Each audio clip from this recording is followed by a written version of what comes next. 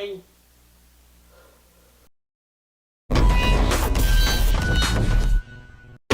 Work time fun!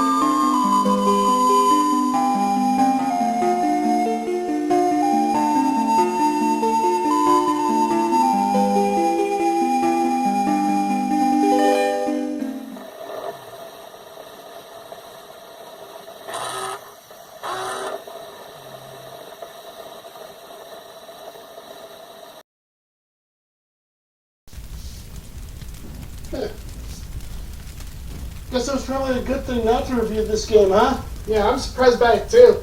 I mean, it was a genuinely good game, too. Like, what happened? What caused people to go up in arms? What pissed people off this time? I'm censoring the original recording because a lot more information dropped, but basically, people on Blue Sky got upset about the fact that Atlas may or may not be removing sliders on the character creator, which all turned out to be false, and merely a temporary removal because game dev is hell. It is being reworked. Really? Oh, I told myself I wasn't going to drink this tonight, but it.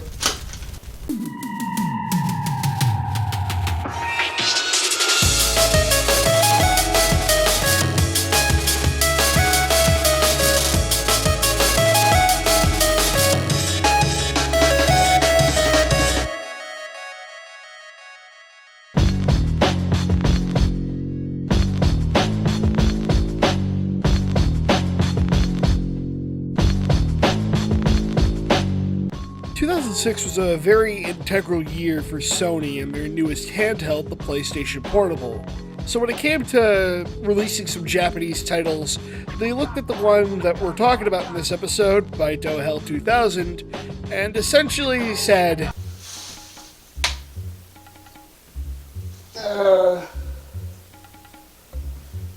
Hey, D3? Yep. What's up, Sony? Yeah, this is your problem now. Ah, shit. What the f***? What the f***? Bingo. So after hours of rigorous redubbing and translating, they came out with Work Time Fun in 2006. Essentially, in Work Time Fun, you're in hell doing minigames, or temp jobs, for basically diddly squat in money. But with that money, you can buy minigames, trinkets, and tools from the vending machines. What I didn't realize is that the vending machines actually have different tiers.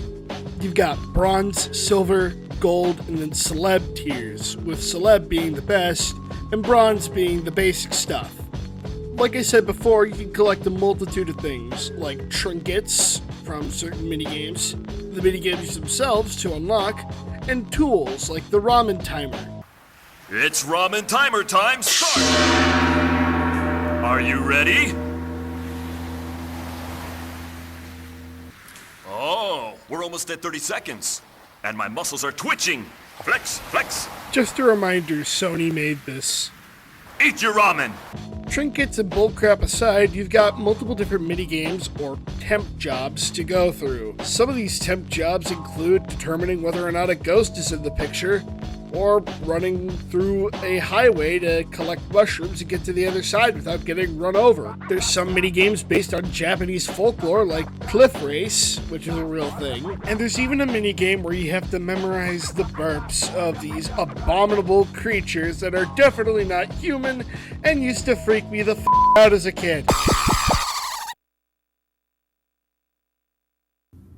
Good luck sleeping tonight. Oh yeah, I forgot to mention that there are some fictional characters that harass you in emails, but sometimes give you interesting facts about the games you just played, like Copycat, for example. Or in William Hell, where you have to shoot arrows and hit apples instead of demons, you get an email from the same guy about apparently meeting one of the demons from the game and realizing that work is very hard. There's simply way too many minigames to talk about in one video, but some exist to be weird, some exist to be gross, some exist to be challenging, some exist to be fun, some exist to be funny, and some exist to just straight up piss you off. I'm looking at you, Elf King! F***ing German folklore piece of shit! There's a minigame where you have to fend off against a horde of psychopathic concert goers before they end up killing the band, or one where you slave away making candy by matching the right colors together. And there's even a minigame that makes you wait in real time just to get some f***ing fish. If you don't believe me, I uploaded a segment of this game footage to Cinematech. Watch for yourself. I had to wait almost an entire hour just to get it right. And expect a lot more Cinematech footage of this game real soon because I recorded a lot on actual hardware. I do not intend to throw it all away once this episode is done. The thing I like the most is that you can actually share minigames with your friends via game sharing if somebody else in your friend group has a PSP, and they can wire the money they've earned in that demo over to you, which is something I find really fucking cool. But I definitely see it being abused by the wrong people. Overall, Work Time Fun does what it needs to get done. It made its players say what the f*** every now and again, but most of all, it keeps people hooked. I'll be real with you and say that when I found the game, I kinda started playing and now I can't put it down. It's that bad. But overall, I think Work Time Fun is pretty solid and stands the test of time as a WarioWare competitor, right next to the other PSP one, Hot Pixel, which we'll get to a different day. Overall, Work Time Fun gets a 4 out of 5. What the f*** indeed.